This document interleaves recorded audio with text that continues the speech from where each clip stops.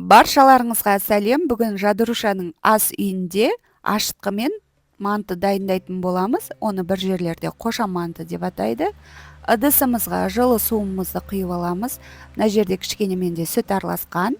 Үстінен қаймағымызды саламыз. Барлық заттарды қыздар описанияға жазып кететін боламын. Тұзымызды саламыз. Осылай жақсылап араластырып аламыз.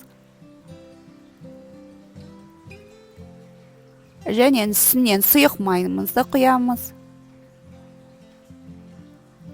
Дайындап қойған дрожжымызды саламыз. Енді барлығын қыздар жақсылап араластырамыз.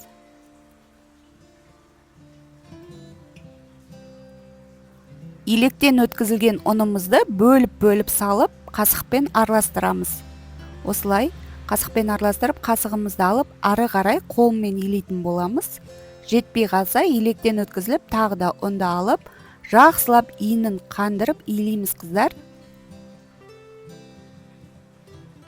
Осылай жақсылап илейміз. Жан-жағындағы нандардың бәрін жақсылап алып илейміз. Бетіне сұйық май жағып, бетін фольгамен немесе пищевой пленкамен жауып, бетін орамалмен жауып қойып қоямыз. Оған дейін начинкасын дайындаймыз қыздар. Дәмдеуіштер керек бізге, тоз керек, картоп керек, туралынған фарш керек. Енді бастаймыз. Фаршымызға жаңағы пиязымызды, осылай тұзымызды, дәмдеуіштерімізді бәрін салып, жақсылап начинкамызды араластырып дайындап қоямыз.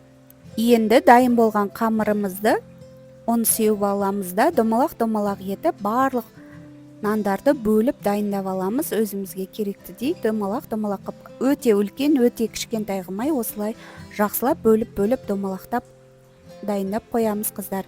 Осылай кішкене оқтаумен жайып, начинкамызды ішіне салып, өздеріңіздің қалауыңызша әсемдеп, өріп жасасаңыздар болады. Осылай әдемі қып дайындап аласыздар. Міне осындай күшті дәмді бетіне қыздар осындай үстіне күштілеп подлив жасасаңыздар болады. Ас болсын, келесі кездескенше сау болыңыздар.